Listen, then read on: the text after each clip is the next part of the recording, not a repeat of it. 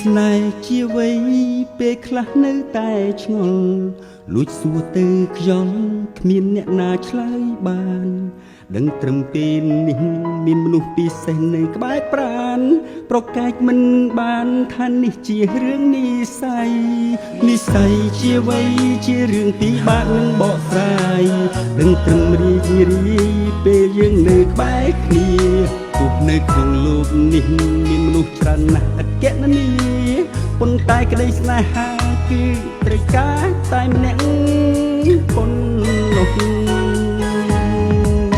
ទោះជាយ៉ាងណាក៏នៅតែគ្មានអ្នកណាល្អជាងរូបអូនជីវិតនេះមានអូនតែម្នាក់បងហាក់មានអ្វីទាំងអស់អរគុណដែលអូនស្រឡាញ់បងទាំងបងគ្មានអ្វីសោះឲ្យបងសុំទោសព្រោះបងអ្នកក្រទោះជាយ៉ាងណាក៏នៅតែគ្មានអ្នកណាល្អជាងសង្សារខ្ញុំសើចយំគ្រប់ពេលតែងតែមានវត្តមានអូនកំដរធ្វើជាកម្លាំងបណ្ដាចិត្តជាស្នេហ៍ពិតព្រមលិខិតផ្ដល់ឲ្យបង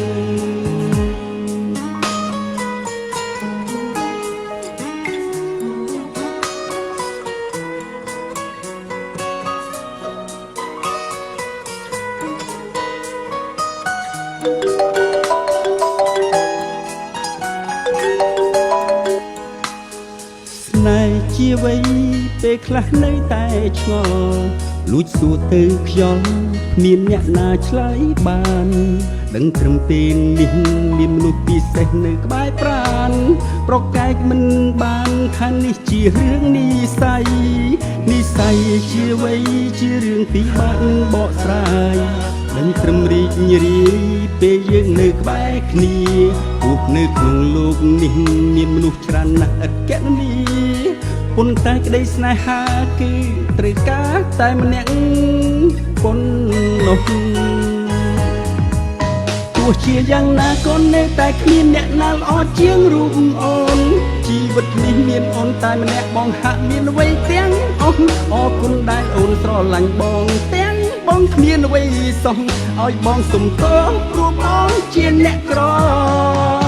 ទោះជាយ៉ាងណាក៏នៅតែគ្មានអ្នកណាល្អជាងសង្សារខ្ញុំសើចយំគ្រប់ពេលតែងតែមានវត្តមានអូនកំដរធ្វើជាកម្លាំងបណ្ដាចិត្តជាស្នេហ៍ពិតព្រមលិខិតដល់ឲ្យបង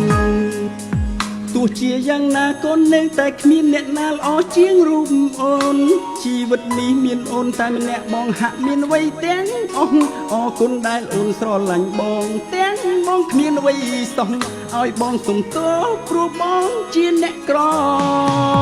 ទោះជាយ៉ាងណាក៏នៅតែគ្មានអ្នកណាល្អជាងរូបអូនជីវិតនេះមានអូនតែម្នាក់បងហាក់មានអ្វីទាំងអស់អរគុណដែលអូនស្រឡាញ់បងទាំងបងគ្មានអ្វីសោះឲ្យបងសុំទោសព្រោះបងអ្នកក្រ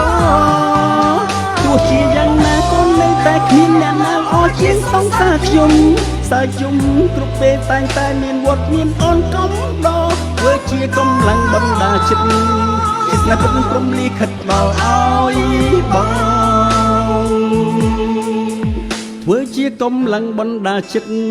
ជាស្នេហ៍ពិតព្រមលិខិតដល់ឲ្យបង